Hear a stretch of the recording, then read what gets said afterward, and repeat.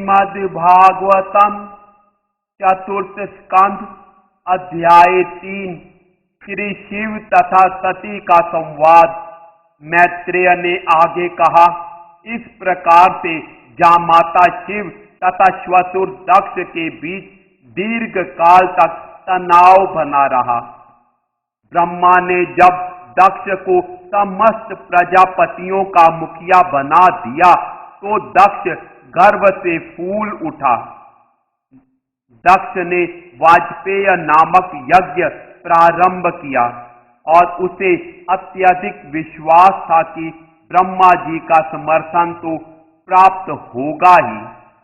तब उसने एक अन्य महान यज्ञ किया जिसे बृहस्पति सव कहते हैं। जब यज्ञ संपन्न हो रहा था, ब्रह्मांड के विभिन्न भागों से अनेक ब्रह्म ऋषियों, मुनि, पितृकुल के देवता तथा अन्य देवता आभूषणों से अलंकृत अपनी अपनी पत्नियों सहित उसमें सम्मिलित हुए। दक्ष कन्या साध्वी सती ने आकाश मार्ग से जाते हुए स्वर्ग के निवासियों को परस्पर बातें करते हुए सुना कि उसके पिता द्वारा महान यज्ञ संपन्न कराया जा रहा है। जब उसने देखा कि सभी दिशाओं से स्वर्ग के निवासियों की सुंदर पत्नियां, जिनके नेत्र अत्यंत सुंदरता से चमक रहे थे, उसके घर के समीप से होकर सुंदर वस्त्रों से सुसज्जित होकर तथा कानों में कुंडल एवं गले में लॉकेट युक्त हार से अलंकृत होकर जा रही हैं, तो वह अपने पति भूतनाथ के पास अत्यंत उद्विग्नता पूर्वक गई और इस प्रकार बोली। सती ने कहा, हे प्राण प्रिय शिव, इस समय आपके श्वशुर महान यज्ञ कर रहे हैं और सभी देवता आमंत्रित होकर वहीं जा रहे हैं। यदि आप कहें तो हम भी चले चलें। मैं सोचती हूं कि मेरी सभी बहनें अपने संबंधियों से भेंट करने की इच्छा से अपने अपने पतियों सहित इस महान यज्ञ में अवश्य आई होंगी। मैं भी अपने पिता द्वारा प्रदत्त आभूषणों से अपने को अलंकृत करके आपके साथ उस उत्सव में भाग लेने की इच्छुक हूं। वहां पर मेरी बहनें, मौसियां तथा मौसे एवं अन्य प्रिय परिजन एकत्र होंगे। अतः यदि मैं वहां तक जाऊं तो उन सबों से मेरी भेंट हो जाए और साथ ही मैं उड़ती हुई ध्वजाएं तथा ऋषियों द्वारा संपन्न होते यज्ञ को भी देख सकूंगी। हे प्रिय, इसी कारण से मैं जाने के लिए अत्यंत उत्सुक हूं। यह दृश्य जगत त्रिगुणों की अंतःक्रिया अथवा परमेश्वर की बहिरंगा शक्ति की अद्भुत सृष्टि है। आप इस वास्तविकता से भली भांति परिचित हैं, किंतु मैं तो अबला स्त्री हूं और जैसा आप जानते हैं मैं सत्य से अनजान हूं। अतः मैं एक बार फिर से अपनी जन्मभूमि देखना चाहती हूं।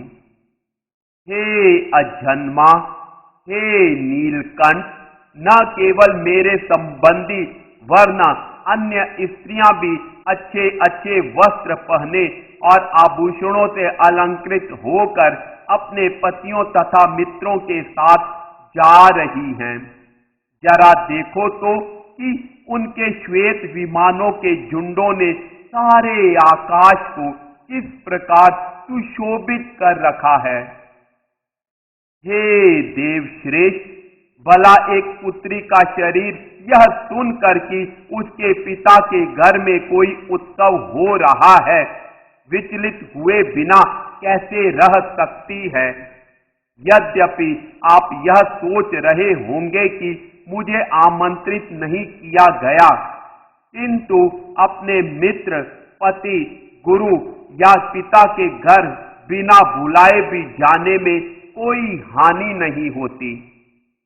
हे अमर शिव, कृपया मुझ पर दयालु हो और मेरी इच्छा पूरी करें। आपने मुझे अर्धांगिनी के रूप में स्वीकार किया है, अतः मुझ पर दया करके मेरी प्रार्थना स्वीकार करें। मैत्रेय महर्षि ने कहा, इस प्रकार अपनी प्रियतमा द्वारा संबोधित किए जाने पर कैलाश पर्वत के उद्धारक शिव ने हंसते हुए उत्तर दिया। यद्यपि उसी समय उन्हें विश्व के समस्त प्रजापतियों के समक्ष दक्ष द्वारा कहे गए द्वेषपूर्ण मर्म भेदी शब्द स्मरण हो आए। प्रभु ने उत्तर दिया, हे सुंदरी, तुमने कहा कि अपने मित्र के घर बिना बुलाए जाया जा सकता है। यह सच है, किंतु तब जब वह देहात्मक बोध के कारण अतिथि में दोष न निकाले और उस पर क्रुद्ध न हो। यद्यपि शिक्षा, तप, धन, सौंदर्य, यौवन और कुलीनता यह 6 गुण अत्यंत उच्च होते हैं, किंतु जो इनको प्राप्त करके मधांध हो जाता है और इस प्रकार वह सद्ज्ञान खो बैठता है, वह महापुरुषों की महिमा को स्वीकार नहीं कर पाता। मनुष्य को चाहिए कि वह ऐसी स्थिति में किसी दूसरे व्यक्ति के घर न जाए, भले ही वह उसका संबंधी या मित्र ही क्यों न हो। जब वह मन से शुद्ध हो और अतिथि को तनी हुई भ्रिकुटियों एवं क्रुद्ध नेत्रों से देख रहा हो।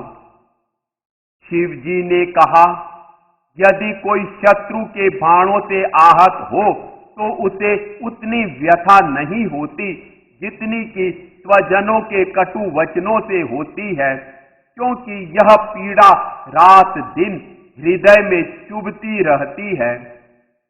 हे शुभ्रांगिनी प्रिय, यह स्पष्ट है कि तुम दक्ष को अपनी पुत्रियों में सबसे अधिक प्यारी हो, तो भी तुम उसके घर में सम्मानित नहीं होगी, क्योंकि तुम मेरी पत्नी हो। उल्टे तुम्हें ही दुख होगा कि तुम मुझसे संबंधित हो। जो मिथ्या अहंकार से प्रेरित होकर सदैव मन से तथा इंद्रियों से संतापित रहता है, वह स्वरूप सिद्ध पुरुषों के ऐश्वर्य को सहन नहीं कर पाता। आत्म साक्षात्कार के पद तक उठने में अक्षम होने से वह ऐसे पुरुषों से उसी प्रकार से ईर्ष्या करता है जिस प्रकार असुर श्री भगवान से ईर्ष्या करते हैं। हे तरुणी भार्ये, निसंदेह मित्र तथा स्वजन खड़े होकर एक दूसरे का स्वागत और नमस्कार करके परस्पर अभिवादन करते हैं, किंतु जो दिव्य पद पर ऊपर उठ चुके हैं वे प्रबुद्ध होने के कारण ऐसा सम्मान प्रत्येक शरीर में वास करने वाले परमात्मा का ही करते हैं, देहाभिमानी पुरुष का नहीं। मैं शुद्ध कृष्ण चेतना में भगवान वासुदेव को सदैव नमस्कार करता रहता हूँ। कृष्ण भावना अमृत ही सदैव शुद्ध चेतना है, जिसमें वासुदेव नाम से अभिहित श्री भगवान का बिना किसी प्रकार का दुराव का अनुभव होता है। अतः तुम्हें अपने पिता को यद्यपि वह तुम्हारे शरीर का धाता है, मिलने नहीं जाना चाहिए, क्योंकि वह और उसके अनुयायी मुझसे ईर्ष्या करते हैं। हे परम पूज्या, इसी ईर्ष्या के कारण मेरे निर्दोष होते हुए भी उसने अत्यंत कटु शब्दों से मेरा अपमान किया है। यदि इस शिक्षा के बावजूद मेरे वचनों की उपेक्षा करके तुम जाने का निश्चय करती हो, तो तुम्हारे लिए भविष्य अच्छा नहीं होगा। तुम अत्यंत सम्माननीय हो, और जब तुम स्वजन द्वारा अपमानित होगी, तो यह अपमान तुरंत ही मृत्यु के तुल्य हो जाएगा। इस प्रकार श्रीमद् भागवत के चतुर्थ स्कंद के अंतर्गत श्री शिव तथा सती का संवाद नामक तीसरे अध्याय के भक्ति वेदांत तात्पर्य पूर्ण हुए।